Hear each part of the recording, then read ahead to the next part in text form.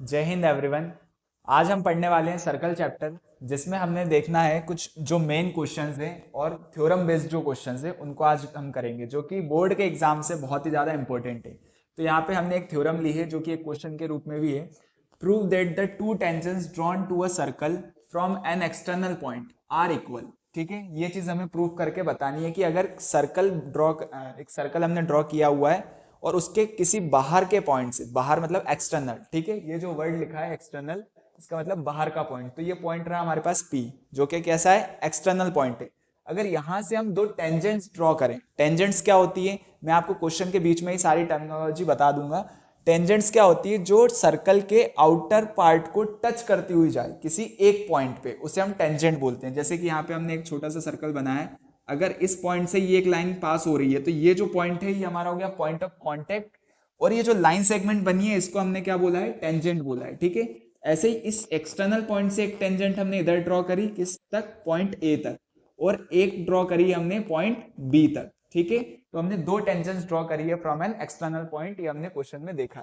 अब बताना क्या है कि वो जो दोनों हमारी टेंजेंट्स है वो कैसी है, इक्वल है, ये हमें प्रूफ करके बताना है। ये उसने बता दिया है कि इक्वल होगी, हमें इसे प्रूफ करना है।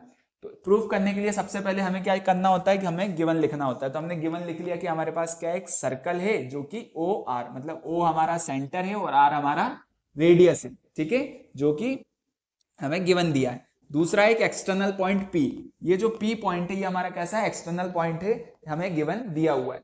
अब हमने जब ऐसे एक सर्कल ड्रॉ करा with centre O and radius R, तो हमें क्या मिला, जो एक प्रॉपर स्ट्रक्चर सर्कल का मिल गया। अब हमें प्रूफ क्या करना है वो ध्यान देना है। PA equals to PB।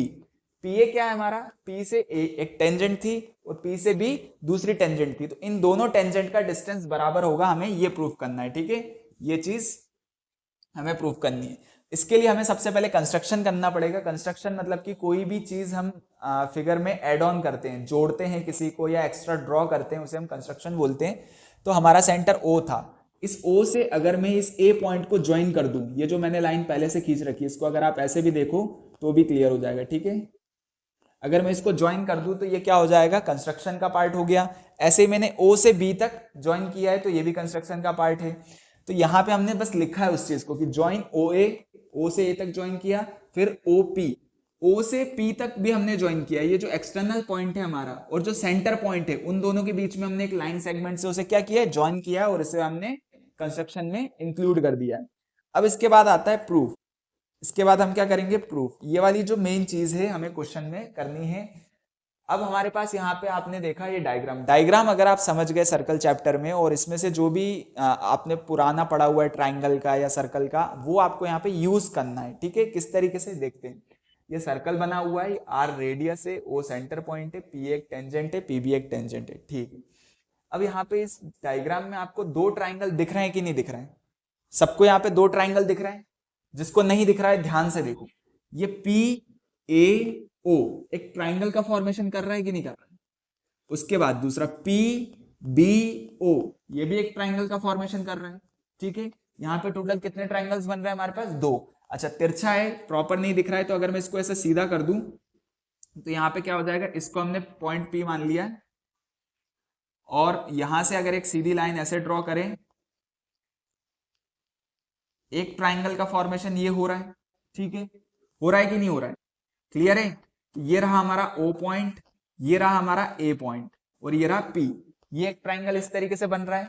जब ये ट्राइंगल बन रहा है तो यहाँ पे A पे आपको क्या दिख रहा है, 90 डिग्री दिख रहा है कि नहीं दिख रहा है। 90 डिग्री कहाँ बन रहा है, A पे बन रहा है। यहाँ पे आपको देखने में थोड़ा अजीब लगे, देखो यहाँ पे क्या 90 हो सकता है क्या, नॉट पॉसिबल। ठीक है, लेकिन यहाँ पे 90 दिख रहा है, तो ए एंगल ए हमारा कितना हो जाएगा, 90। ऐसे ही अगर आप दूसरा केस लो तो यहाँ पे क्या हो जाएगा, ये ट्राइंगल है दूसरा वाला, दिख रहा है सबको, तो ये रहा पी ओ, और यहाँ पे बस क्या चेंज हो जाएगा, बी। ये दो ट्राइंगल है हमारे पास। ठीक है, इन दोनों को मैं अलग से बना लेता हूं ताकि आपको बार बार कंफ्यूजन ना हो। ये रहा पी ए ओ, ठीक है, ये दो ट्राइंगल है हमारे पास। अब इन दोनों में मैं क्या बोल रहा हूं कि ए और बी पे क्या बन रहा है, 90 बन रहा है। क्या बन रहा है, एंगल ए और एंगल बी कितना बन रहा है, 90। तो हम यहां से शुरू करेंगे सबसे पहले, in triangle P B O and triangle P A O, ये दो ट्राइंगल हमने लिए, कहां से, सर्कल वाले में से उठाया। इन दोनों में अगर हम देखें कॉमन, तो हमें क्या दिख रहा है, सबसे पहले तो एंगल PBO, एंगल PBO कितना है 90 डिग्री, और एंगल PAO वो भी कितना है 90 डिग्री, दोनों कितने हो गए 90 डिग्री। तो इस इक्वेशन को मैं डायरेक्टली ऐसा लिख सकता हूं, एंगल PBO, या फिर ऐसे directly angle B equals to angle A, ठीक है, जो कि कितना हो गया 90 डिग्री हो गया। पहली चीज यहां पे हमने समझ ली। अब दूसरी चीज देखो, यहां पे इसमें भी P से B तक की जो लाइन है, सॉरी इसमें भी जो O से P तक की जो लाइन है, और यहां पे भी जो O से P तक की लाइन है, दोनों कैसी हैं, सेम है। इसमें आप प्रॉपर देखोगे तो ये PO इस ट्राइंगल में भी आ रहा है, और ये PO इस ट्राइंगल में भी आ रहा है, दोनों में क्या आ रहा है कॉमन। तो यहां पे मैं लिख सकता हूं OP हमारा क्या हो जाएगा, OP इक्वल्स टू OP, जो कि क्या हो गया कॉमन पॉइंट हो गया। कॉमन पॉइंट हो गया कि नहीं हो गया, क्लियर है, यहां तक सबको समझ में आया। हम कर क्या रहे हैं, हम ट्राइंगल चैप्टर के अंदर से जो प्रॉपर्टीज हमने पढ़ी है उनका यूज कर रहे हैं। क्यों, क्योंकि यहाँ पे दो ट्राइंगल्स का फॉर्मेशन हो रहा है। अच्छा, ऐसा कर क्यों रहे हैं फाइनली, क्योंकि अगर हम इन दोनों ट्राइंगल्स को कॉन्ग्रुएंट अगर प्रूफ कर देंगे, ठीक है समझे, अगर दोनों ट्राइंगल्स को कॉन्ग्रुएंट प्रूफ कर देंगे तो हम बोल सकते हैं यहां से कि जो P से A तक का डिस्टेंस है वो P से B तक का डिस्टेंस हो जाएगा। और हमें करना क्या है, प्रूफ, यही तो प्रूफ करना है ना, इसीलिए इतनी सारी कहानी चल रही है, ठीक है। तो पहले हमने एंगल बराबर कर दिए, फिर एक साइड बराबर कर दी। अब आप एक और चीज देखोगे भाई, ध्यान से देखना, ये रहा O, ये रहा A, यहां से यहां तक का डिस्टेंस कितना है R। R क्या होता है, रेडियस। अगर ये रेडियस है तो ये भी तो रेडियस ही है ना, कौन सा, O से लेके B तक। तो OA इक्वल्स टू OB हो सकता है कि नहीं हो सकता है। अगर मैं यहां पे लिख दूं OA इक्वल्स टू OB, ये क्या है हमारा रेडियस, ये क्या है रेडियस, ये अगर R होगा तो ये भी R होगा, होगा कि नहीं होगा, ठीक है। तो हमने यहाँ पे क्या देख लिया कि ये दोनों बराबर हो गए, ये साइन सॉरी ये जो एंगल है ये एंगल बराबर हो गया, और ये OP और OP दोनों जगह क्या आ गया, कॉमन आ गया। तो मुझे एक बात बताओ, किसी भी ट्राइंगल में कोई भी तीन चीजें अगर हम बराबर प्रूफ कर देते हैं, या तो तीनों एंगल हो, या तीनों साइड्स हो, या साइड एंगल साइड हो, ये प्रॉपर्टीज पड़ी है ना, अगर ऐसा हो जाता है तो बाकी सारे करेस्पॉन्डिंग एंगल्स और करेस्पॉन्डिंग साइड्स क्या होते हैं, बराबर होते हैं। ये एक थ्योरम है, पढ़ी हुई है हमने। अब अगर मैं इन ट्राइंगल्स को मिटा दूं तो मैं यहां से बोल सकता हूं, ठीक है, यहां से क्या बोल सकता हूं कि तीनों चीज हमारे पास बराबर है, तो by side angle side property, कौन सी, साइड एंगल साइड प्रॉपर्टी से क्या हो गया, ट्राइंगल PBO, ध्यान देना PBO किसके कॉन्ग्रुएंट प्रूफ हो गया, PAO की बराबर, ट्राइंगल PAO दोनों कॉन्ग्रुएंट प्रूफ हो गए, बराबर हो गए, ठीक है। तो यहां से हम क्या बोल सकते हैं, दस हमें क्या प्रूफ करना है, अब वो ध्यान से देखो, हमें क्या प्रूफ करना है, PA इक्वल्स टू PB, तो PA इक्वल्स टू PB ये हमने लिख दिया, कैसे, बाय CPCT, ऐसे मन से ही नहीं लिखा है, ये कहां से आया है, बाय CPCT, ठीक है। तो ये ट्राइंगल की प्रॉपर्टीज थी जिनका यूज करके हमने सर्कल में क्या प्रूव कर दिया कि PA इक्वल्स टू PB होता है, और PA इक्वल्स टू PB मतलब कि दोनों टेंजेंट क्या है हमारी, बराबर है, दोनों टेंजेंट्स क्या है, बराबर है। तो ये क्वेश्चन, ये थ्योरम बहुत ही ज्यादा इंपॉर्टेंट है, आप इसको याद रखेंगे कि अगर एक्सटर्नल पॉइंट से आप दो टेंजेंट्स ड्रॉ करते हो सर्कल पे, तो दोनों का डिस्टेंस लेंथ क्या होगी, बराबर होगी, ठीक है। तो ये क्वेश्चन यहीं तक था, इसको आप बिल्कुल प्रॉपर लिख लीजिएगा और एक दो बार प्रैक्टिस करके देखिए, ताकि आपको ये इसके ऊपर कॉन्फिडेंस आ जाए कि हाँ हमसे सर्कल चैप्टर बन रहा है। बहुत इजी है, बस आपको थोड़ा सा प्रैक्टिस करने की जरूरत है, ठीक है। जय हिंद। ठीक है, तो आ गए हैं अपन नेक्स्ट क्वेश्चन पे, जो कि सर्कल का ही है। इसमें हमें क्या करना है, prove that the tangents drawn at the end of a diameter, ठीक है, end of a diameter of a circle are parallel. आपको बताना है कि ये सर्कल है, ठीक है, इसमें ये हमने क्या बनाया है, P से Q तक एक लाइन को ड्रॉ किया है। इस लाइन को जब ड्रॉ किया है तो इसको हम क्या बोल देते हैं, लॉन्गेस्ट कोड। लॉन्गेस्ट कोड ही क्या होती है, डायमीटर कहलाती है सर्कल की। तो ये P से Q तक क्या है, डायमीटर है, और इसके एंड क्या है, P, और Q इसके एंड पॉइंट है, किसके, डायमीटर के। तो अब क्वेश्चन हमसे कह रहा है कि अगर इसके एंड पॉइंट से हम दो टेंजेंट्स ड्रॉ करें, एक हमने P पॉइंट से टेंजेंट ड्रॉ करी है और दूसरी हमने Q पॉइंट से ड्रॉ करी है, ठीक है। तो ये दोनों आपस में पैरेलल होगी कि नहीं होगी, ये हमें बताया उसने। तो उसने बताया कि भाई ये दोनों क्या हो जाएंगी, पैरेलल हो जाएंगी। और हमसे क्या पूछा है, हमसे उसको प्रूफ करने को बोला है, ठीक है, कि आपको प्रूफ करके बताना है कि डायमीटर से हम बनाएंगे दोनों को, तो दोनों कैसी होंगी, पैरेलल होंगी। तो आ जाओ साथ में करते हैं। तो हमें क्या दिया हुआ, सबसे पहले तो गिवन हमें क्या पता है कि पहली बात तो सर्कल है, सबसे बड़ा गिवन तो यही है, सर्कल है सी, उसमें ओ हमारा सेंटर है और आर हमारा रेडियस है। क्या है आर, ये भी आर है और वो भी आर है, ठीक है, ये आर ये आर, इसी से तो रेडियस बना है, ठीक है। अब आ जाते हैं डायमीटर क्या था, पी से क्यू तक, डायमीटर क्या था, पी से क्यू तक हमारे पास डायमीटर है, ये इस पॉइंट से लेके उस पॉइंट तक। आगे दिया हुआ है A B and C D are tangents. A B हमारा ये रहा, ये वाली लाइन को हमने क्या बोल दिया, ए बी नाम दिया, यहां से यहां तक ए बी और यहां से यहां से सी डी दिया हुआ है, ठीक है, दोनों कैसी है, टेंजेंट्स हैं। टेंजेंट समझ में आया अभी तक, ठीक है।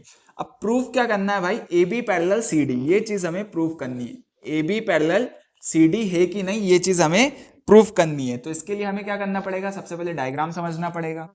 डायग्राम को जब हमने फिर से देखा तो हमें डायमीटर और दो पैरेलल लाइंस दिखी, लेकिन ये सिर्फ दिख रहा है।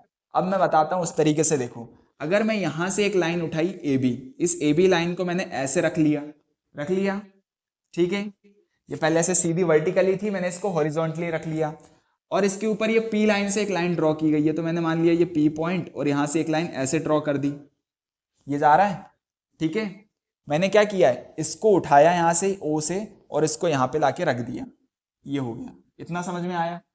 अब ये आपको कैसा दिख रहा है, परपेंडिकुलर दिख रहा है कि नहीं दिख रहा है, कैसा दिख रहा है, परपेंडिकुलर, कि ए बी एक लाइन थी, उस पर हमने एक पी पॉइंट से क्या ड्रॉ किया है, परपेंडिकुलर ड्रॉ किया, ठीक है।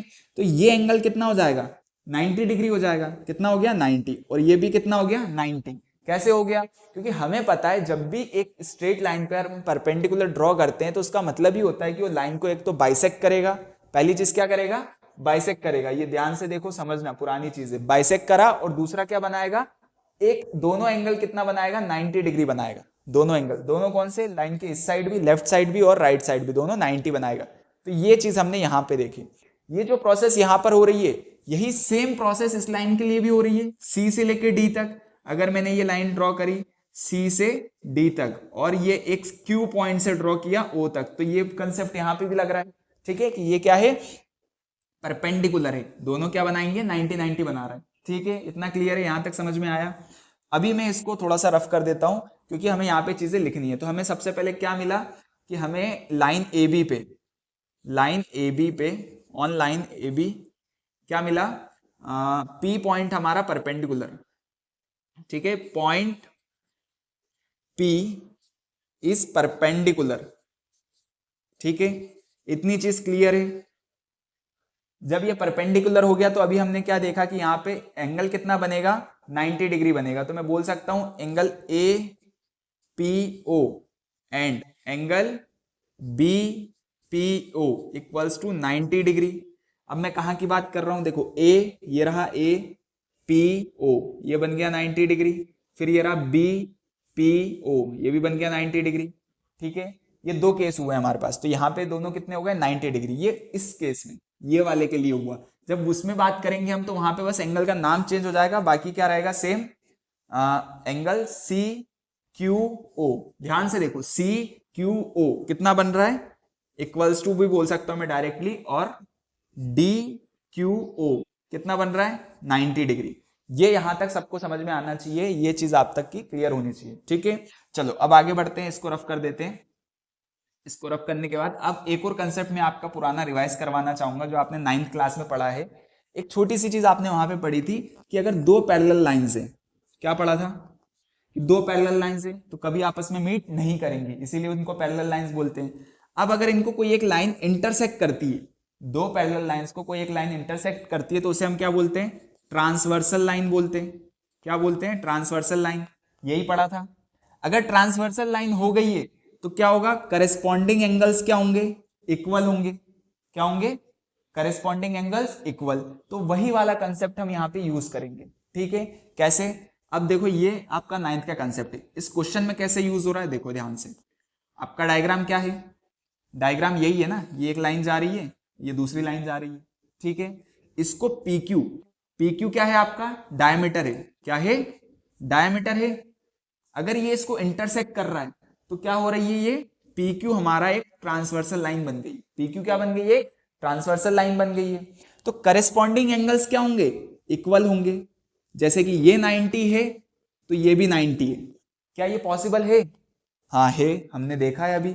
ए पी ओ, ठीक है, ये मान लेते हैं हम ओ यहाँ पे, ठीक है। तो ये किसकी बराबर होना चाहिए, डी क्यू ओ की बराबर। तो देखो डी क्यू ओ दोनों 90 है, हाँ फुलफिल हो रहा है। तो ये कंसेप्ट यहाँ पे यूज होगा। इसमें लिखने के लिए बहुत ज्यादा कुछ नहीं है, आपको समझ में आनी चाहिए चीज, ठीक है। तो आपने ये लिखा है कि दोनों चारों एंगल्स क्या होंगे, 90 होंगे।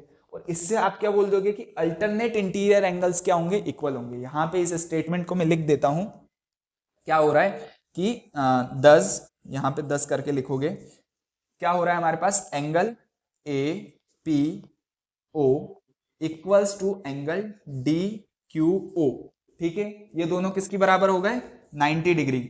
और किसकी वजह से हो गए, अल्टरनेट इंटीरियर एंगल्स की वजह से। किसकी वजह से, अल्टरनेट, इसको प्रॉपर लिखना है, ठीक है, तभी समझ में आएगा। इंटीरियर एंगल्स, ठीक है। अगर ऐसा हो गया कि ये ट्रांसवर्सल लाइन है और अल्टरनेट इंटीरियर एंगल्स इक्वल है, तो इसी को हम बोल सकते हैं कि ये लाइंस कैसी होंगी, पैरेलल होंगी। क्या होता है ना, थ्योरम में दो तरीके से वो बात करता है। उसने क्या बोला है, अगर दो पैरेलल लाइंस हैं और एक लाइन कट कर रही है तो करेस्पॉन्डिंग एंगल्स इक्वल होंगे। ये पहला स्टेटमेंट है, ठीक है। दूसरा स्टेटमेंट क्या है, अगर कोई सी दो लाइन है, उनको कोई सी तीसरी लाइन कट करके जा रही है, लेकिन उसकी वजह से क्या हो रहा है, उसके करेस्पॉन्डिंग एंगल्स इक्वल हो रहे हैं, तो दो लाइन हमेशा कैसी होंगी, पैरेलल होंगी। ये दूसरे तरीके से उसने बात बोल दी है, ठीक है। तो ये जो दूसरी तरीके से बात बोली है, वही चीज हमारे इस क्वेश्चन में यूज हो रही है। ये डायग्राम से हटके भी मैंने आपको बना के बता दिया है और समझा दिया है। तो यहाँ पे बस समझने वाली चीजें, लिखने को तो आपको बस इतना ही है कि आपको यही चीजें लिखनी है। 3 कंडीशंस आप लिख देना कि एंगल्स इतने हैं और अल्टरनेट इंटीरियर एंगल्स है 10। यहाँ पे मैं आगे कर देता हूँ इसको, 10 बाय थ्योरम, ठीक है। Therefore by theorem. अब थ्योरम आप थोड़ी सी डेफिनेशन लिख देना, यहाँ पे जगह कम है, आप लिख सकते हो। क्या हो जाएगा कि A B parallel C D हो जाएगा, ठीक है। ए बी जो लाइन है वो पैरेलल होगी किसके, सी डी के। ये बराबर हो जाएगा किससे, जो हमारी 9th क्लास में हमने थ्योरम पढ़ी है, उसका आप रेफरेंस दे सकते हैं, ठीक है। तो ये क्वेश्चन था, बहुत ही इजी था और बोर्ड के हिसाब से, खासकर एमपी बोर्ड के हिसाब से क्लास 10th में बहुत ज्यादा इंपॉर्टेंट है सर्कल चैप्टर में, ठीक है। तो ये आपसे बनना चाहिए, आपको इसका कंसेप्ट पता होना चाहिए। इसमें हमने 9, 10 दोनों के कंसेप्ट यूज किए हैं। और अब हम करते हैं नेक्स्ट क्वेश्चन। थर्ड क्वेश्चन देखेंगे हम सर्कल का, जिसमें हमें इस बार डायरेक्ट क्वेश्चन दिया है, कोई थ्योरम नहीं है। तो ध्यान से पढ़ोगे, टू कॉन्सेंट्रिक सर्कल, पहले कंफ्यूज होगा। टू कॉन्सेंट्रिक सर्कल्स, कॉन्सेंट्रिक क्या होता है भाई, देख एक बड़ा सा सर्कल है, ये रहा, जिसको हमने नाम दिया है C2, और उसके अंदर एक और छोटा सर्कल हमने बनाया है, जिसको हमने नाम दिया है C1। तो किसी बड़े सर्कल के अंदर छोटा सर्कल आता है, तो उसे हमने क्या बोला है, कॉन्सेंट्रिक सर्कल बोला है, ठीक है। तो two concentric circles are of radius 5 centimetre and 3 centimetre. अब देखो ध्यान देने वाली बात है, दो रेडियस हमारे पास दिए हुए हैं। कितने दिए हैं, दो रेडियस है, एक 5 सेंटीमीटर है, एक 3 सेंटीमीटर। दो रेडियस क्यों है, क्योंकि दो सर्कल गिवन है। अब आप अपना कॉमन सेंस लगाएं थोड़ा सा और ये बताएं कि बड़े वाले सर्कल का रेडियस बड़ा होगा या फिर छोटे वाले का। ऑब्वियस बात है कि बड़े वाले सर्कल का रेडियस क्या होगा, बड़ा होगा। अगर मैं यहां से इस सेंटर ओ पॉइंट से यहां तक के एक डिस्टेंस को नापूं, ये जो मैंने लिखा है ये कितना हो गया, 5 सेंटीमीटर, होगा कि नहीं होगा, ठीक है। और जो छोटा वाला डिस्टेंस है यहां से यहां तक का, अगर मैं मान लूं ये कितना होगा, 3 सेंटीमीटर। क्यों, क्योंकि ये छोटे सर्कल का रेडियस है और ये बड़े सर्कल का, ठीक है। तो ये आपको कॉमन सेंस यहाँ पे लगाना है, इधर उधर मत कर देना वरना गलत हो जाएगा। अभी के लिए मैं इसको रफ कर दे रहा हूं क्योंकि हमें एक डायग्राम बनाना पड़ेगा यहाँ पर, ठीक है। आप रेडियस समझ चुके होंगे, ठीक है। अब आगे क्वेश्चन पढ़ेंगे। आगे क्वेश्चन क्या दिया हुआ है, find the length of the code. आपको क्या करना है, कोड की लेंथ फाइंड करनी है ऑफ द लार्जर सर्कल, जो बड़ा वाला सर्कल है, विच टचेस द स्मॉलर सर्कल।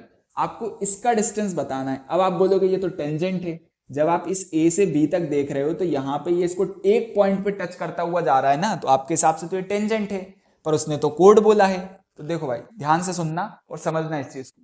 यहाँ पे क्या है, ये टेंजेंट है सर्कल 1 के लिए। देखो मैंने यहाँ गिवन में लिखा है सर्कल COR, ठीक है। ओ हमारा centre point, R radius, AB is tangent to circle C1। Circle C1 मतलब जो छोटा वाला सर्कल है उसके लिए कोड टेंजेंट है हमारी AB। लेकिन वही AB हमारे लिए कोड है किसके लिए? सर्कल C2 के लिए, क्योंकि वो बड़ा वाला सर्कल है उसके लिए कि ये क्या है, AB एक कोड है, तो हमें कोड का डिस्टेंस बताना है, ठीक है, या आप टेंजेंट का डिस्टेंस एक ही बात है। तो अब हम इसको सॉल्व करते हैं। हमारे पास क्या है, रेडियस है छोटे वाले सर्कल का जिसको R1 बोला है मैंने, क्योंकि सर्कल क्या है वो C1 है, तो R1 3 सेंटीमीटर और बड़े वाले सर्कल का रेडियस 5 सेंटीमीटर, जो कि R2 5 सेंटीमीटर हो गया। अब मैं यहाँ पे अगर एक चीज करूं, देखो यहाँ पे एक थ्योरम का ही पार्ट है कि एक टेंजेंट ऐसे ड्रॉ होती है तो एक परपेंडिकुलर ये चीज बनती है, P से O तक का जो डिस्टेंस है वो परपेंडिकुलर डिस्टेंस हो गया, ये हमें पता होता है। अब अगर मैं यहाँ पे एक चीज ड्रॉ करूं, जैसे कि मैंने यहाँ पे ड्रॉ किया क्या, ज्वाइन OA, मैंने क्या किया, इसको ज्वाइन OA कर दिया, तो हुआ क्या, ये रेडियस है, क्या है ये रेडियस, किसके लिए, बड़े वाले सर्कल के लिए, जो कि कितना होगा 5 सेंटीमीटर होगा, ठीक है। अब ध्यान रखना O से A तक का जो डिस्टेंस है वो रेडियस है बड़े वाले सर्कल के लिए, जो कि 5 सेंटीमीटर होगा। और अभी मैंने बोला कि ये O से P तक जो है वो क्या है, परपेंडिकुलर है, O से P is perpendicular, OP is perpendicular on AB, ठीक है, AB पे क्या है वो परपेंडिकुलर है। अब परपेंडिकुलर है तो वहां पे एंगल कितना बन रहा है, 90 degree, angle P equals to 90 degree में बोल सकता हूं।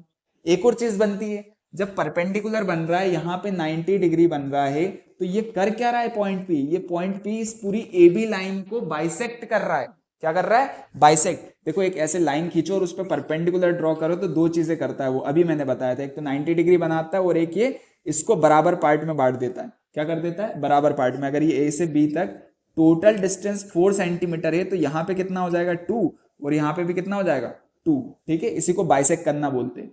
चलो तो यहां से हम क्या निकाल सकते हैं कि ये बाइसेक्ट कर रहा है, तो बाइसेक्ट करने में क्या हो जाएगा, ध्यान से देखना, AP इक्वल्स टू BP, ये यहां से यहां तक का डिस्टेंस, ये वाला जो डिस्टेंस है इसके बराबर हो जाएगा कि नहीं हो जाएगा, हो जाएगा बराबर। AP इक्वल्स टू BP, हमें ये दो चीजें यहां से मिल गई है, इसको ध्यान रखना है। अब हमें यहाँ पे क्या दिख रहा है, ये सेंटर O, ये P एक पॉइंट है, A एक और पॉइंट है, इन तीनों को आप ज्वाइन करोगे तो क्या मिल रहा है, एक ट्राइंगल मिल रहा है जो कि पहले से ही ज्वाइंड है, ऐसा कुछ दिख रहा है। ये क्या है, ट्राइंगल, कौन सा ट्राइंगल है, राइट एंगल ट्राइंगल, इसमें ये डिस्टेंस कितना है 5 सेंटीमीटर, ठीक है। अब जब ये 5 सेंटीमीटर हो गया तो मेरे को एक चीज और जाननी है आप लोगों से कि इस छोटे वाले सर्कल का रेडियस अभी हमने ड्रॉ किया था, क्या किया था, ड्रॉ, ये मान लेता हूं मैं, कितना था 3 सेंटीमीटर, देखो क्वेश्चन में दिया है, मैंने मन से नहीं लिखा है, ठीक है 3 सेंटीमीटर है। अगर मैं रेडियस इसको यहां की बजाय ऐसा सीधा बना लूं तो ये 3 सेंटीमीटर होगा कि नहीं होगा, कोई दिक्कत तो नहीं है, होगा ना आराम से। तो मैं बोल सकता हूं ये भी कितना है 3 सेंटीमीटर है मेरे पास, आ गया यहां तक क्लियर है। मुझे क्या फाइंड करना है, ये AP डिस्टेंस फाइंड करना है अभी के लिए, ठीक है। अब मैं यहां पे क्या लगा दूं, पाइथागोरस बाय पाइथागोरस, पाइथागोरस का ही में लगता है, राइट एंगल ट्राइंगल में लगता है, जो क्या कहता है कि हाइपोटेनियस का स्क्वायर परपेंडिकुलर का स्क्वायर प्लस बेस के स्क्वायर के बराबर होता है। इस ट्राइंगल में आपको परपेंडिकुलर क्या दिख रहा है, सॉरी हाइपोटेनियस क्या दिख रहा है पहले 5, तो 5 का स्क्वायर, परपेंडिकुलर क्या दिख रहा है 3 का स्क्वायर। अब इतना सब आप ट्रिग्नो में पढ़ के आ चुके होंगे, ठीक है, अपन जल्दी जल्दी फटाफट कर लेते हैं। 5 5 जा 25, 3 का स्क्वायर 9, ठीक है, तो ये हो गया 9 प्लस B का स्क्वायर, क्लियर है। ये 9 इधर आएगा तो कितना हो जाएगा 25 minus 9 equals to B square, जो कि हमारा बना के देगा हमें 16, माइनस करने पे कितना आएगा B की value, B square equals to 16 आ जाएगा इतना। अगर आप इसको और सॉल्व करोगे तो B की वैल्यू यहां से आपको मिलती है √16 और 4, √16 किसका होता है, 4 का होता है ना स्क्वायर, ठीक है। तो 4 सेंटीमीटर आपकी यहां से क्या हो गई B की वैल्यू, B हमारा क्या था AP था, मतलब यहां से यहां तक का डिस्टेंस कितना आ जाएगा 4 सेंटीमीटर, ठीक है। इतना क्लियर है, आपने यहां तक निकाल दिया। अब एक बात बताओ मुझे, एक ट्राइंगल यहां से ऐसा बन रहा है, ठीक है, तो जरूरी है मैं इधर ही बनाऊं, मेरे को तो पूरी लेंथ फाइंड करनी है ना A से B तक। अगर एक ट्राइंगल ऐसा यहां बन सकता है तो सेम वैल्यू वाला ट्राइंगल वहां भी तो बनेगा, ऐसा भी तो बनेगा, इसमें यही डिस्टेंस 5 रहेगा, ये 3 वही रहेगा, और ये भी क्या रहेगा सेम, क्योंकि दोनों ट्राइंगल्स कैसे हो गए यहाँ पे कॉन्ग्रुएंट हो गए, बराबर हो गए। अगर ये 4 सेंटीमीटर आया है मेरा, अगर ये कितना आया 4, ऑब्वियसली बात है कि ये भी कितना आएगा 4। ठीक है, इसको अगर मैं लिख के दिखाऊं तो कैसे लिख सकते हैं, A B equals to, A B कितना है हमारा, एपी प्लस बीपी। ठीक है, तो अगर ए बी की वैल्यू हमें चाहिए तो ऐसे लिखते हैं। ठीक है, हमारा बेस कितना आया था, एपी की वैल्यू कितनी आई है 4, और बीपी की भी वैल्यू कितनी आई है 4। ए बी इक्वल्स टू कितना हो जाएगा, 8 सेंटीमीटर। कितना हो जाएगा, 8 सेंटीमीटर। क्या हमसे क्वेश्चन में यही पूछा था, find the length of the code. ये क्या है, ए बी क्या है, कोड किसके लिए, सर्कल सेकंड के लिए। सर्कल 2 के लिए हमारे पास क्या आ गई, ए बी कोड आ गई, जो कि कितना आया 8 सेंटीमीटर। तो ये पूरा प्रॉपर क्वेश्चन है, आप इसको प्रॉपर नोट भी कर सकते हैं। ठीक है, और इसी तरीके के क्वेश्चन आपके बोर्ड एग्जाम्स में पूछे जाएंगे। अभी तक हमने इस पूरे लेक्चर में, इस पूरे वीडियो में 3 क्वेश्चन करे, जिसमें से 2 थ्योरम थी और ये एक प्रॉपर क्वेश्चन था। वो जो थ्योरम है वो या तो डायरेक्टली आपसे क्वेश्चन में एग्जामिनर पूछ लेगा, या फिर उसके ऊपर क्वेश्चन बना के दे देगा। क्वेश्चन में जैसे इसने डाटा दिया है ना कि रेडियस है और बेस है, वैसे ही वो सिंपल सा डाटा बना के देगा। अगर आप थ्योरम अच्छे से करते हो तो आप क्वेश्चन भी कर लोगे, इस चीज की गारंटीड है।